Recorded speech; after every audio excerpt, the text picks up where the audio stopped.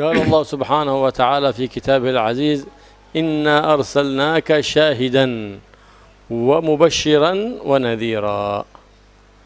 شاهدا للرسل بالتبليغ، يقول الرسل: هل بلغتم؟ من يشهد أنكم بلغتوا أنتم؟ محمد، أمة النبي محمد. وما أدراكم يا أمة النبي محمد، أعلمنا القرآن الكريم على لسان الرؤوف الرحيم محمد صلى الله عليه وسلم. اللهم شاهدا للرسل بالتبليغ، ومبشرا لمن صدق الحبيب محمد صلى الله عليه وسلم، مبشرا له بالجنان، ونذيرا لمن كذب حبيب الرحمن محمد صلى الله عليه وسلم، متوعدا له بعذاب النيران صلى الله عليه وعلى آله وصحبه وسلم. فهنيئا لمن اتبعه وهو لا يريد من أمة الإجابة ولا من أمة الدعوة الذين هم الكفار. هؤلاء من أمة النبي محمد صلى الله عليه وسلم، هؤلاء عباد الأوثان لكنهم أمة الدعوة.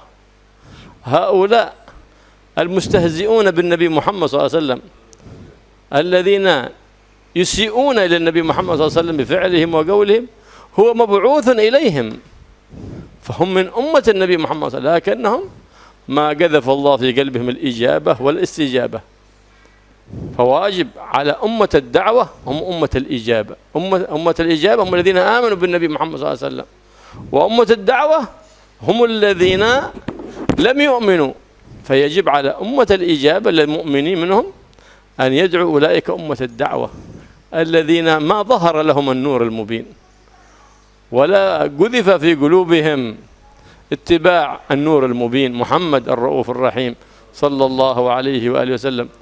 فهذه الكفار من أمة النبي، لكن يسمى أمة الدعوة، لم يؤمنوا بالنبي محمد صلى الله عليه وسلم، لكن مطلوب من أمة الإجابة دعوتهم ليه يكون من أمة الإجابة. فهناك أمة تنقسم إلى قسمين: أمة إجابة وأمة دعوة.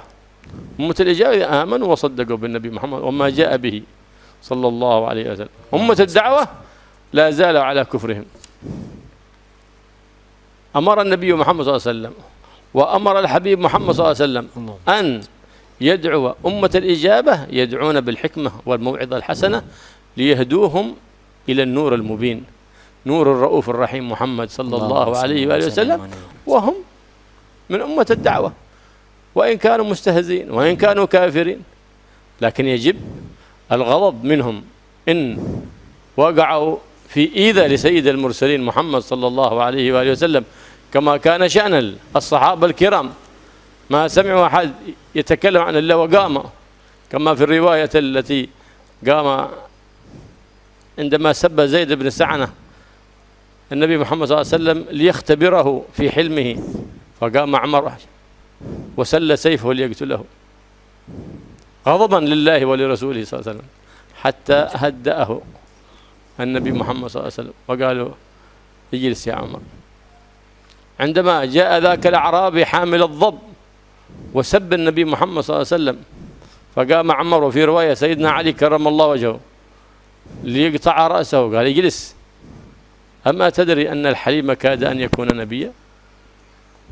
ليه قاموا؟ من شأنه. إذا أضيع حق الله لم يقم أحد لغضبه، فمحمد من حق الله، أما حقه في حق أمته وحق الله. لكل فرد من الأمة حق محمد حق الله، أما في حياة النبي محمد صلى الله عليه وسلم هذا حقه، إن أراد له أن يسامح وله أن لا يسامح. ومع هذا إذا كان بحقه وسببه سامح، هكذا خلقه صلى الله عليه وسلم. لكن بعد انتقال النبي محمد صلى الله عليه وسلم فصار حق الله حق النبي محمد صلى الله عليه وسلم متعلق برقبة كل مؤمن ومؤمنة ومسلم ومسلمة، يجب الدفاع عنه. حق النبي محمد صلى الله عليه وسلم، إذا استهزئ بالنبي فقد استهزئ بالله، إذا سب النبي سب الله. والله كريم، الله رحيم يسامح، لكن هل يحب من يسبه؟ ولا يحب من العباد أن يغاروا على دينه وعلى شرعه؟ فلهذا غضب الله على قوم لم يعصوه لكنهم خالطوا وآكلوا وجالسوا من عصاه. إذن مخالطتكم ريضان، إذن تخالطون من يسخطني فقد أوقعت سخطي عليكم، وترحمون من يسيء إلى النبي محمد صلى الله عليه وسلم،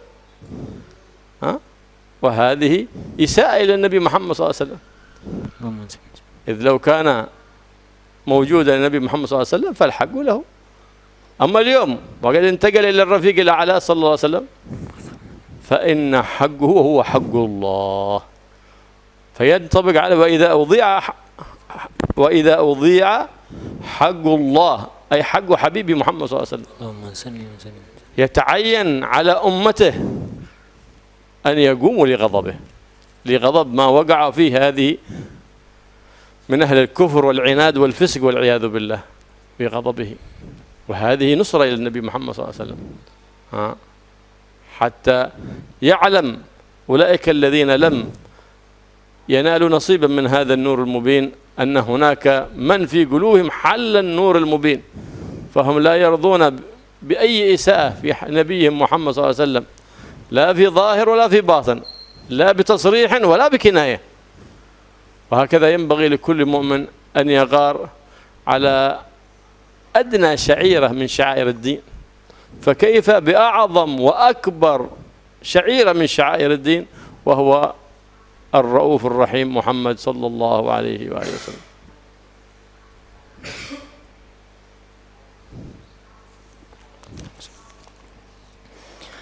Di dalam Al-Quran Allah berfirman, Inna arsalnaka syahidan wa mubasyiran wa nadhira. Sesungguhnya aku mengutusmu sebagai saksi, sebagai pembawa kabar gembira dan sebagai pemberi peringatan. Nabi diutus oleh Allah sebagai saksi. Saksi untuk apa? Bahwa para nabi sebelumnya telah menyampaikan risalahnya, telah menyampaikan apa yang diperintahkan oleh Allah kepada umatnya. Nanti di hari kiamat setiap nabi dan setiap rasul itu akan ditanyai satu persatu oleh Allah. Kamu, dulu tak perintahkan untuk menyampaikan risalah, sudah kamu sampaikan pada umatmu? Setiap dari mereka selalu menjawab, iya sudah ya Allah, sudah kami sampaikan. Mana saksinya? Allah minta saksi. Siapa saksinya kalau kalian telah menyampaikan risalah yang aku perintahkan? Setiap nabi akan selalu menjawab, saksinya adalah umat Nabi Muhammad SAW. Bagaimana mereka bisa tahu umat Nabi Muhammad tidak ada di zaman nabi-nabi sebelumnya? Bagaimana bisa mereka jadi saksi? Iya, karena umat Nabi membaca sejarah kami, bagaimana kami berjuang menyampaikan risalahmu di dalam kitab suci mereka, yaitu Al-Quran. Nah, kemudian setelah umat Nabi bersaksi, kalian bersaksi, berani-beraninya kalian bersaksi, kalian tidak berjumpa dengan nabi-nabi sebelum kalian. Siapa yang menjadi saksi atas kebenaran ucapan kalian? Terakhirnya adalah saksinya adalah Nabi Muhammad SAW. Kalau sudah Nabi Muhammad yang berkata, Allah tidak minta saksi lagi. Betapa agung kedudukan Nabi Muhammad SAW. Nabi-nabi sebelum Nabi kalau ngomong dimintai saksi oleh Allah. Saksinya umat Nabi Muhammad. Umat Nabi Muhammad ngomong dimintai saksi lagi. Terakhir Nabi Muhammad. Setelah Nabi Muhammad tidak usah dimintai saksi. Kenapa? Ucapan Nabi Muhammad tidak usah diuji coba, pasti benarnya. Allah saja memberikan contoh kepada kita. Kalau ada Nabi Muhammad ngomong, tidak usah dimintai saksi, tidak usah dicari buktinya, pasti benar. Karena itu Allah tidak minta saksi. Itu. Kalau sudah Nabi Muhammad, ini maksudnya Inna arsalnaka syahidan. Sesungguhnya aku mengutus engkau sebagai saksi, saksi yang tidak lagi membutuhkan saksi yang lain, cukup sebagai saksi. Wa mubasyiran, dan sebagai pembawa kabar gembira kepada siapapun yang membenarkan apa yang beliau sampaikan, kabar gembira berupa surga. Wa nadhiran, pemberi peringatan kepada siapapun yang mendustakan, diancam dengan neraka. Karena itu sangat beruntung sekali orang-orang yang dijadikan sebagai pengikut beliau. Umat Nabi itu ada dua, ada ummatul ijabah, ada ummatul dakwah. Ummatul ijabah artinya umat yang beriman kepada beliau sallallahu alaihi wasallam. Ummatul ijabah adalah orang-orang kafir yang menjadi sasaran dakwah Nabi tapi mereka belum beriman kepada Nabi. Ya orang-orang kafir yang ada saat ini, orang-orang yang melecehkan Nabi, menistakan Nabi, mencaci Nabi, itu semua umatnya Nabi sallallahu alaihi wasallam, tapi disebut dengan ummatud dakwah, umat yang menjadi sasaran dakwah Nabi. Kalau yang mukmin namanya ummatul ijabah. Lah ummatul ijabah ini punya kewajiban. yang harus dilakukan terhadap ummatud dakwah. Kita yang beriman pada Nabi, ummatul ijabah, ada kewajiban bagi kita. Beliau tadi menyebutkan 2 kewajiban yang harus kita lakukan terhadap ummatud dakwah. Apa? Yang pertama, kita wajib menyampaikan dakwahnya Nabi kepada mereka. Banyak dari mereka orang kafir itu tidak mengenal dakwahnya Nabi, tidak tahu seperti apa ajaran Nabi yang sebenarnya, tidak tahu sejarah hidup Nabi, biografi Nabi yang sebenarnya. Mereka tidak tahu. Lah ini kewajiban kita ummatul ijabah untuk menerangkan kepada mereka seperti apa sih Nabi itu sebenarnya, biar mereka paham, biar tidak terjadi lagi penistaan-penistaan. Karena banyak dari orang-orang yang menistakan Nabi itu gara-gara mereka tidak kenal kepada Nabi. Dan diantara sebabnya adalah kesalahan kita, ceroboh di dalam menyampaikan sejarah Nabi. Gimana bisa menyampaikan, kita sendiri tidak kenal kadang-kadang. Nah itu. Nah, ini jadi kewajiban ummatul ijabah kepada ummatul dakwah yang pertama adalah menyampaikan ajaran Nabi, menyampaikan sejarah hidup Nabi, menyampaikan akhlak Nabi agar mereka, harapannya adalah agar mereka supaya bisa menjadi bagian dari kita, yaitu ummatul ijabah yang beriman kepada beliau sallallahu alaihi wasallam. Ini kewajiban pertama. Kemudian kewajiban kedua, ketika terjadi penistaan kepada Rasulullah sallallahu alaihi wasallam, maka kita harus marah. Jangan jegidek doai kayak patung itu. Jadi kita wajib membela beliau, kita wajib cemburu, marah dalam hati kita ketika Nabi kita dinistakan. Dan inilah yang dicontohkan oleh para sahabat. Banyak sekali kalau kita menyebutkan kisah-kisah sahabat bagaimana marahnya mereka ketika Nabi dilecehkan. Dulu seperti kisah yang sudah ma'ruf, yaitu kisah Zaid bin Sa'nah, seorang pendeta Yahudi yang apa? Dia ini mempelajari sifat Nabi begitu detail, ada di kitab Taurat. Kemudian ketika ketemu Nabi langsung mantep bahwa ini Nabi akhir zaman. Cuman dia belum beriman karena apa? Ada satu sifat yang belum ditemukan. Akhirnya Zaid bin Sa'nah ingin ngetes apakah tinggal satu ini, yang sifat yang lain diterangkan Taurat ada semua pada orang ini, tinggal satu yang belum aku buktikan. Akhirnya, yaitu Nabi itu semakin dicaci, semakin disakiti, semakin tampak kesabarannya. Dia ingin ngetes. Akhirnya dia menistakan Nabi, mencaci maki Nabi di hadapan para sahabat. Melihat itu Sayyidina Umar gregetan, tidak kuat, langsung berdiri ngambil pedang mau dibacok. Ini sudah Zaid bin Sa'nah. Nah, sikap Sayyidina Umar salah, sifat Sayyidina Umar. Ini yang dicontohkan oleh para sahabat. Nabi dicaci, langsung Sayyidina Umar bangkit, menghunus pedangnya mau baca si Zaid bin Sa'nah. Tapi kemudian ditenangkan oleh Nabi. Umar, kamu duduk. Kenapa Nabi melakukan itu? Karena bagi Nabi itu hak pribadi.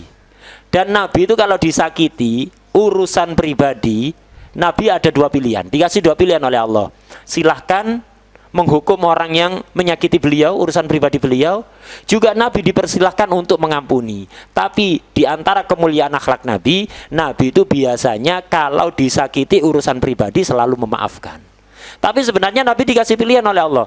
Mau menghukum silahkan, mau memaafkan silahkan. Tapi Nabi kalau urusan pribadi itu biasanya memaafkan. Bagi Nabi urusan pribadi, bagi umatnya bukan urusan pribadi. Kalau Nabi itu dicaci, bagi kita umatnya bukan urusan pribadi. Urusan pribadi kita kalau kita dicaci maki. Itu. Kalau kita dicaci maki itu urusan pribadi kita. Tapi kalau Nabi yang dicaci, ini haknya Allah ini. Nabi dicaci berarti mencaci Allah. Nabi dinistakan berarti menistakan Allah. Karena itu Sayyidina Umar, bagi Sayyidina Umar bukan urusan pribadi nih. Bukan sembarangan Nabi dinistakan, marah mau dibacok. Walaupun Nabi sebagai seseorang yang akhlaknya begitu luar biasa, beliau memaafkan. Sudah Umar, jangan. Ini urusan pribadiku, aku memaafkan. Bagi Sayyidina Umar bukan urusan pribadi, makanya Sayyidina Umar marah. Dalam kisah yang lain juga pernah ada seorang Arab Badui yang membawa hewan dob. Itu juga sama, mencaci Nabi. Akhirnya Sayyidina Umar marah luar biasa. Ada yang mengatakan Sayyidina Ali bin Abi Thalib. Dua-duanya sama-sama orang pilihan, sahabat pilihan, bukan hanya sahabat tapi sahabat pilihan Nabi. Sayyidina Umar atau Sayyidina Ali marahnya luar biasa, mau membunuh si orang Arab Badui ini. Tapi kemudian lagi-lagi ditenangkan oleh Nabi. Kenapa? Bagi Nabi urusan pribadi. Karena itu Nabi biasanya memaafkan kalau urusan pribadi. Tapi seandainya menghukum boleh dikasih kewenangan oleh Allah. Cuman biasanya Nabi lebih sering memaafkan. Tapi Sayyidina Umar, Sayyidina Ali bukan urusan pribadi. Sayyidina Umar marah, bener marahnya Sayyidina Umar. Sayyidina Ali marah, bener Sayyidina Ali. Karena ini apa? Ini ikon agama yang terbesar, itu dilecehkan. Karena itu harus marah. Ini ketika Nabi masih hidup. Umatnya kalau Nabi dilecehkan, mereka harus marah. Seperti dicontohkan oleh Sayyidina Umar, seperti dicontohkan oleh Sayyidina Ali. Karena Nabi masih hidup, Nabi ngasih apa? Petunjuk pada mereka, marah atau tidak. Oh, aku memaafkan, sudah kalian diam saja. Itu. Tapi setelah Nabi meninggal, apa kita didhawuhi Nabi suruh memaafkan? Kalau dulu Sayyidina Umar didhawuhi Nabi suruh memaafkan, Sayyidina Ali didhawuhi Nabi suruh memaafkan. Yang jelas mereka harus marah. Marahnya Sayyidina Umar benar, marahnya Sayyidina Ali benar. Nabi memaafkan dan menganjurkan Sayyidina Umar untuk memaafkan juga. Tapi setelah Nabi wafat, ada yang ketemu Nabi dah, suruh memaafkan penistanya? Tidak ada. Nabi sudah meninggal, sudah. Berarti langkah sikap yang harus kita tiru adalah sikapnya Sayyidina Umar, sikapnya Sayyidina Ali. Harus marah kepada siapapun yang menistakan beliau Rasulullah Sallallahu Alaihi Wasallam.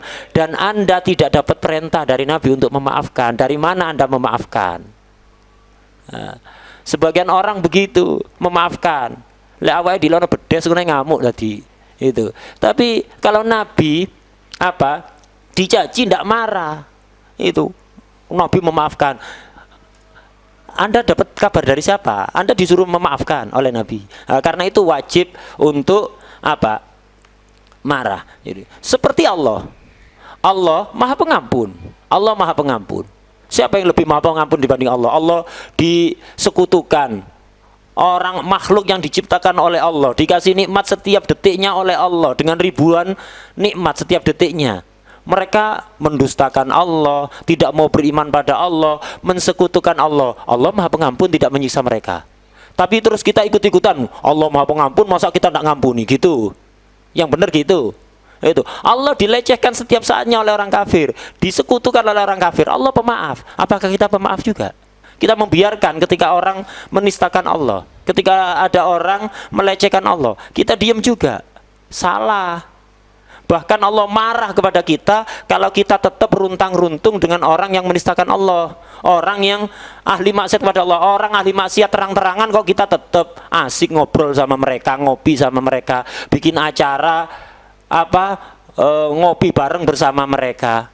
Allah marah pada orang yang seperti ini. Walaupun Allah tidak menghukum orang yang kafir yang biasa menistakan dia. Tapi apakah kita diperbolehkan oleh Allah? Allah tidak marah, tapi Allah juga nggak suka. Allah tidak marah, Maha Pengampun. Tapi Allah nggak suka pada siapapun yang melecehkan Allah. Dan kita dilarang untuk akrab-akraban dengan orang yang melecehkan Allah. Karena itu kita harus, ketika Nabi Rasulullah SAW atau Allah dilecehkan, dinistakan, kita harus tumbuh ghirah dalam hati kita. Harus kita bela.